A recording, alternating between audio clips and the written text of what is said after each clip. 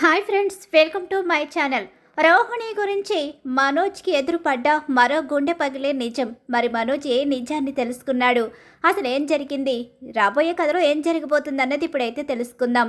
మా ఛానల్ని సబ్స్క్రైబ్ చేసుకున్న వాళ్ళకి మాత్రమే గుండె నిండా గుడి గంటలు సీరియల్లో అప్కమింగ్ ఎపిసోడ్స్లో ఏం జరగబోతుంది ముందుగా తెలుసుకునే అవకాశం అయితే ఉంటుంది. కాబట్టి ఇప్పుడే మా ఛానల్ని సబ్స్క్రైబ్ చేసుకుని పక్కనున్న గంట సింబల్లో ఆల్ మీద అయితే క్లిక్ చేసేయండి. అలాగే మా వీడియో నచ్చితే ఒక లైక్ ఇవ్వడం మాత్రం మర్చిపోకండి. ఇక ఇక్కడ చూస్తే రోహిణి గురించి నిజాలు మొత్తం బయటపడిపోతాయి. బాలు మీనా రోహిణి గురించి నిజమైతే తెలుసుకుంటారు. అలా తెలుసుకున్న తర్వాత ఇక ఇంటికి మాణిక్యాన్ని తీసుకొస్తారు. మాణిక్యాన్ని తీసుకురావడంతో మాణిక్యం నిజాలన్నీ బయట పెట్టేస్తాడు.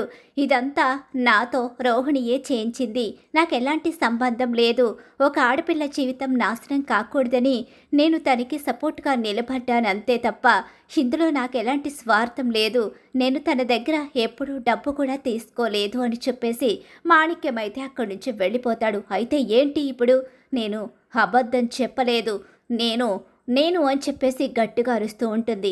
ఏంటి, మోసం చేసిందే కాకుండా ఇంకా అరుస్తున్నావా అంటూ ప్రభావతి అయితే ఇక రోహిణి మీద విరుచుకు పడిపోతుంది. ఇక రోహిణిని కొడుతూ ఉంటుంది ప్రభావతి.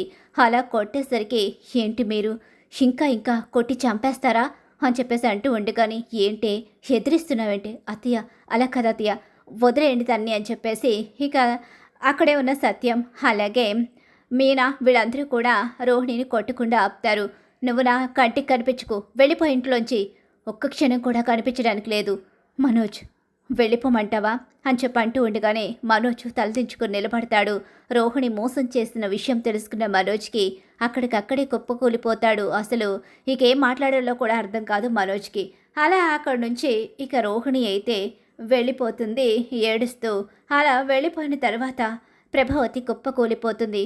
నీకు బుద్ధుందా కొంచెమైనా, ఆ అమ్మాయిని ఎందుకు అలా కొట్టావు, నన్ను మోసం చేస్తుందా, కోట్ల ఆస్తి ఉందని, తను మలేషియా మామ అని, మలేషియా నుంచి కోట్లు వస్తాయని ఇంతకాలం నమ్మించి మోసం చేసింది అంటే కారణం ఎవరు, నువ్వు నీ కొడుకు కాదా, మీ ఇద్దరికి డబ్బు అంటే ఆశ, డబ్బు లేదంటే ఆ అమ్మాయిని కూడా మీనాలాగే చూస్తావని ఆ అమ్మాయి భయపడి ఉండొచ్చు కదా, అందుకే అలా చేసి ఉండొచ్చు. డబ్బు లేదంటే నీకు మనుషులు అలుసుగా కనిపిస్తారు కదా, డబ్బు ఉంటే గొప్పవాళ్ళలా కనిపిస్తారు, అందుకే తను నిన్ను మోసం చేసింది అంటే తను చేసింది కరెక్ట్ అని సమర్థిస్తున్నారా, లేదు నువ్వు చేసింది తప్పని అంటున్నాను. తను అబద్ధాలు చెప్పి మోసాలు చేయడం కరెక్టే, అలా అని నువ్వు అలా అంతలా తనని కొట్టడం కూడా నాకు నచ్చలేదు అని చెప్పేసి ఇక అంటూ ఉంటాడు సత్యం కోపంగా. ఇప్పుడు అందరూ నన్నే తప్పుపడతారు, ప్రతి ఒక్కరికి నేను అలసైపోయాను, ఈ రోహిణిని నమ్మి నేను మోసపోయాను, అందుకే అందరికీ నేను లోకుగా కనిపిస్తున్నాను అని చెప్పేసి ఇక అక్కడి నుంచి కామాక్షి దగ్గరకు వెళ్ళిపోతుంది ప్రభావతి అయితే. అలా వెళ్ళి బాధపడుతూ కూర్చుంటుంది.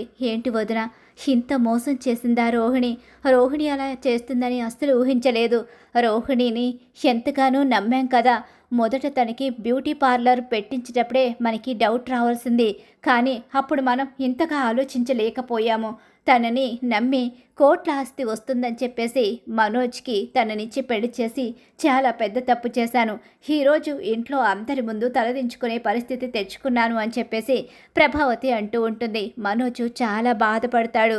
రోహిణి ఇంట్లోంచి వెళ్ళిపోవడం, అలాగే రోహిణి తనని మోసం చేయడం, ఇంట్లో ఇంతకాలం కలిసి కాపురం చేస్తున్నా సరే మీ ఇద్దరికీ ఒకరి గురించి ఒకరికి తెలియకుండా, అసలు నువ్వు ఎలా తన గురించి నిజాలు తెలుసుకోకుండా ఇంతకాలం కలిసున్నావురా అని చెప్పేసి తన ఇంట్లో వాళ్ళు తనని నిందించడం, ఇవన్నీ తన మనసుని మరింత గాయపరుస్తాయి. మనోజు ఇక అలా బాధపడుతూ వెడుతూ ఉంటాడు. అలా వెడుతూ ఉన్న సమయంలోనే ఇక్కడ విద్య దగ్గరికి వచ్చేసిన రోహిణి ఎంతగానో బాధపడుతూ ఉంటుంది. విషయం తెలుసుకున్న సుగుణమ్మ రోహిణి దగ్గరికి వచ్చి, ఎప్పటికైనా ఈ పరిస్థితి వస్తుందని చెప్తూనే ఉన్నాను, కానీ నువ్వు వినిపించుకోకుండా నిజాన్ని బయట పెట్టకుండా అలాగే దానికోసం 100 అబద్ధాలాడి వాళ్ళని మోసం చేస్తూ వచ్చావు, ఈరోజు నీ పరిస్థితి ఏమైందో చూసావు కదా, అంటే ఇంకా నువ్వు నన్ను బాధ పెట్టడానికే చూస్తున్నావా అని చెప్పేసి అంటూ ఉంటుంది రోహిణి. నీకు ఇంకెప్పటికీ బుద్ధి రాదే అని చెప్పేసి అంటూ ఉండగానే, ఈలోగానే నేను వెళుతున్నాను, ఎక్కడికి వెళ్ళేది, చింటూని తీసుకురావాలి, నేను వెళ్ళి తీసుకొస్తానులే, కాసేపు వాడితో ఉంటేనైనా కాస్త మనశ్శాంతిగా ఉంటుందేమో, వాడితో కాసేపు టైం గడిపితే కాస్త ఇదంతా మర్చిపోతానేమో, నా మనోజ్ని నేను వదిలిపెట్టను, ఎలాగైనా మనోజ్ దగ్గరికి మళ్ళీ తిరిగి వెడతాను అని చెప్పేసి రోహిణి అయితే ఇక చింటూని తీసుకురావడానికి స్కూల్కి వెళుతుంది.